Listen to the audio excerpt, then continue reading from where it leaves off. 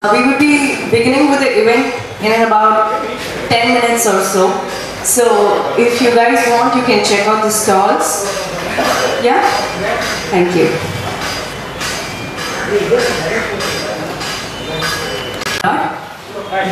Kindly step into that room.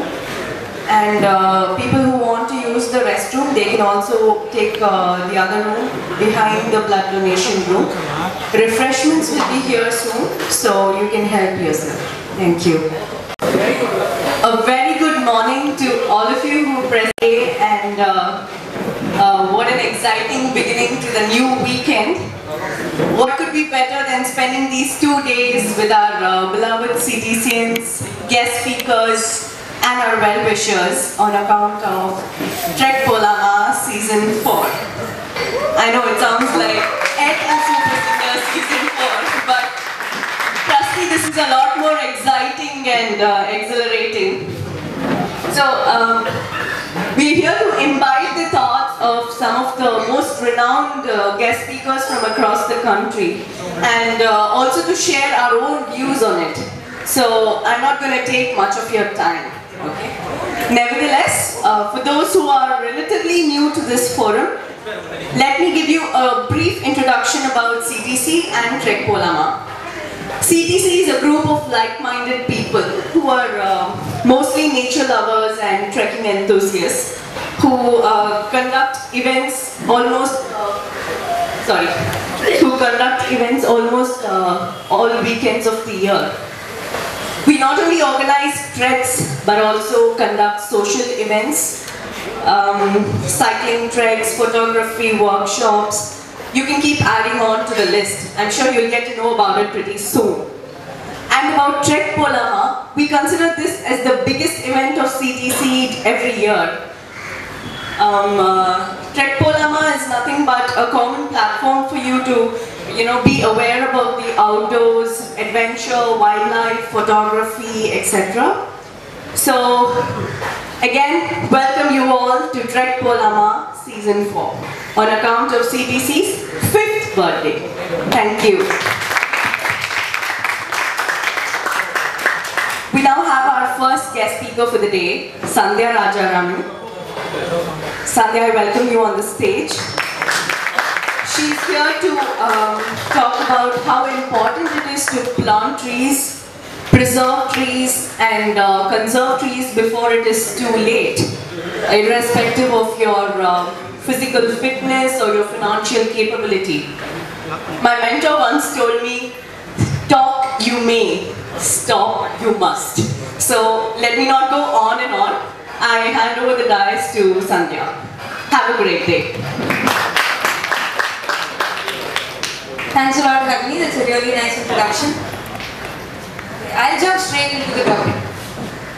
About 3 weeks back, when I was looking for ideas to actually start this presentation, a good friend of mine from CTC dropped by my house for a cup of tea.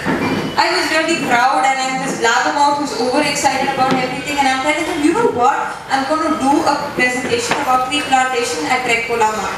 He looks at me like up and down and goes, do you know how to plant a coconut tree?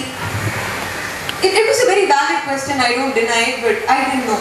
And at that point of time, I must have looked either stupid or very startled, and then he looks at me and says, get somebody who really knows the facts to do it. So I consulted my best friend, also known as Google. And here's what I learned. Slide, Shiva. Say hello to Shiva. He's a very active organizer in tree plantation, and he's going to be my slide boy for the next 1 hour. When I consulted Google, I was thrown with a couple of images of Wall-E, who is going to be my official mascot for the next 1 hour, because I see a lot of myself in him. I am this extremely cleanliness conscious person who doesn't know much about planting trees, but I have pretty much the same fascination. So there's not really much difference between Wall-E and this, which is supposed to be me. We're very, very intrigued by saplings, but we don't know how to plant them. Slide. Slide. In a nutshell, this is what tree plantation is. You basically dig a pit, Then you fill the pit with manure and other substances which aid the growth of a plant. Then you either plant a sapling or a seed. And then you keep caring for it, nurturing it, watering it, and in due course of time it will grow. Slide. To a city dweller, the process of tree plantation is slightly different. Since we're all very corporate, I decided to make a very attractive flowchart which essentially says the same thing. First, find a place to plant a tree. I know real estate is big money in the city, but identifying ideal locations to plant trees is a huge task. Gathering materials. Most of us don't know the difference between a rake and a spade, but there is a lot of difference between them. Getting saplings. Now, saplings about yay height, about 30 bucks. A little taller, 50, 80. And depending on the variety of the tree or how healthy the sapling really is, the rate differs. Actually planting.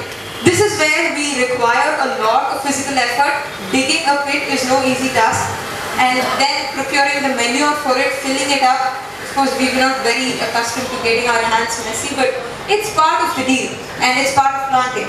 Ultimately, maintenance. Now, after planting, it's about 1.5 days work if you're an extremely slow person. But maintenance is something that goes on for the next 6 years at least.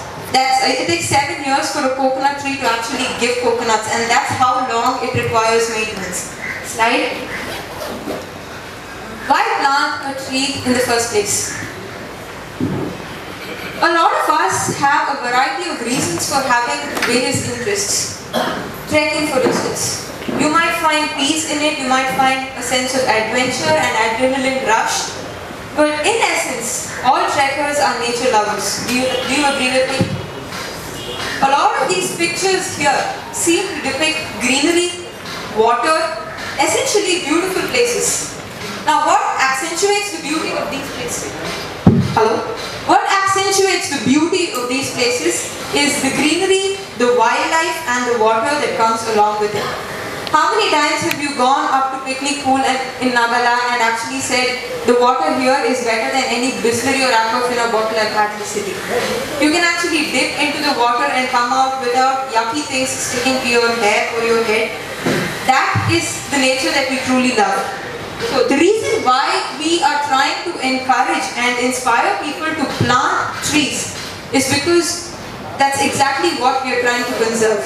It's nature.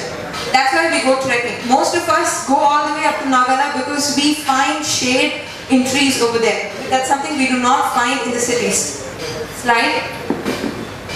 There are a lot of advantages. I'm sure this is your 3rd standard environmental studies stats, so I don't have to bore you to death with it on a Saturday morning, but I am going to. Why? I will tell you in the future slides. A tree combats carbon dioxide in excess and heat. It helps fight pollution. It actually prevents soil erosion. It helps purify your groundwater, which means you don't have to go for a variety of hair products. Your water can actually do everything that Dove and Pantene advertise for. It maintains the seasons and the balance in nature. And it provides oxygen, it provides food, it provides shelter for a lot of wildlife animals. Slide. This is it's an image from an article that was published in the Times of India and the Hindu. It is backed up by a lot of scientific facts, which I can give you right now, but it will be easier if you just go read it, because the links are going to be on the CTC blog very soon. But I will tell you in essence what it means. These are the heat zones in Chennai. Now you can find the place where you actually live. For instance, I live in Tinagar and I commute all the way up to Sholinganallur and back every day. 4 hours of my day is spent on a bus. And the amount of heat and the amount of pollution that I encounter is alarming. I mean, I am a standing example, including my hair fall. But what this particular article is trying to tell us is you are living in a pressure cooker. Essentially, every single day, your summer heat is just going to increase by that many degrees, which is proportional to the number of tissue papers and the number of trees you're cutting down. How many of us are in the habit of using at least 5 to 10 tissue papers in the restroom in office? I'm sure we'd love to have a cup of coffee from that beautiful styrofoam or paper cup, which is beautifully marketed by UDS in all of SIPCOT's buildings. fact is, a lot of these people just buy the cups, but they don't bother about replanting the trees necessary to manufacture them in future. The red areas depict severe heat constraints. These are the places probably which have the maximum number of air conditioners. And let me tell you, 2 trees in your backyard can bring down your air conditioning bill by at least 30%. And it's not that difficult to actually plant a tree. Slide. Now here are a couple of facts, which is again backed by a lot of scientific articles that we've actually read. Air pollution is known to inhibit the development of babies in the womb, which means you're already half affected by pollution even before your feet hits the floor on this planet. Also, in South Asia, air pollution is known to be the 6th most dangerous killer, which means you are a lot more likely to drop dead from air congestion in your lungs than you are to either commit suicide or get hit by a truck. I will send you the list again. The absence of trees has a direct effect on the amount of rainfall that you have in a particular region. Now, if you've seen the movie Kumki, there is one particular scene where the village headman is shouting at the forest authorities, asking them to go back and mind their own business. Why? Because they were instrumental in converting all of the hill slopes into tea estates. Now, the trees on top of mountains are responsible for attracting the clouds, which in turn brings rainfall, which in turn keeps your streams running perennially, and therefore a lot of birds and human beings and villages along the way are benefited from it.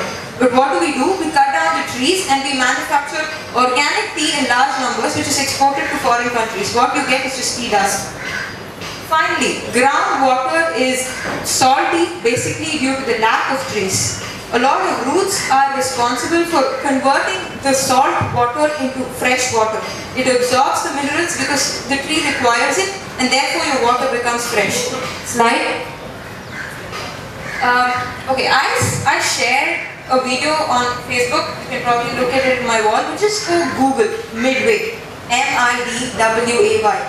This is an island somewhere down on the Pacific where an excessive congestion of plastics has led to the death of several rare species of birds.